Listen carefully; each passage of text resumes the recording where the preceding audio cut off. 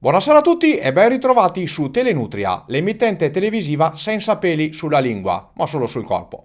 Vediamo subito la programmazione odierna di oggi. Alle 19 Vengo anch'io, no tu no, un programma dedicato all'Italia e alla sua partecipazione ai mondiali di calcio 2018. Alle 20 il documentario sulle abitudini alcoliche del Veneto, rosso di sera, mal di testa alla mattina.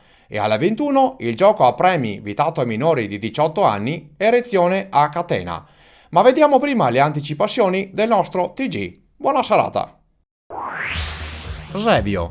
Stavano effettuando un trasloco, ma uno dei due operai aveva bevuto come un possetto.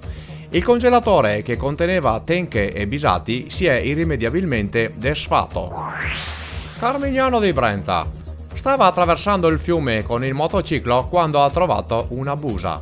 La moto è andata in mona. Montegrotto Terme.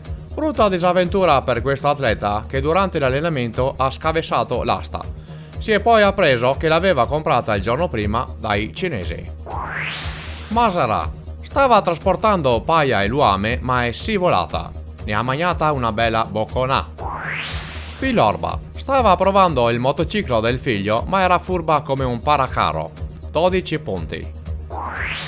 Feltre. Disturbava il fidanzato lanciandogli addosso popcorn, ma l'uomo ad un certo punto si è incassato.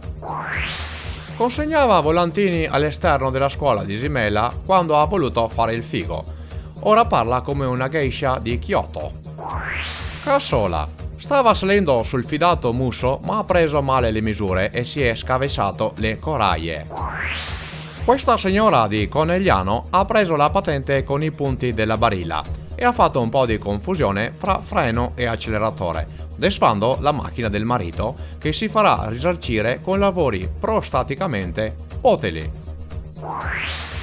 Grande macacada per questo giovane di Trissino che voleva saltare gli amici ma si è grattugiato il muso. Chioggia. Stava ballando come un matto sulla sua barca quando ha deciso di tuffarsi. Purtroppo il molo era molto duro. Campo Nogara. Aveva scommesso 10 euro che sarebbe riuscito a bere una birra a testa in giù, ma non aveva fatto i conti con la scimmia alcolica.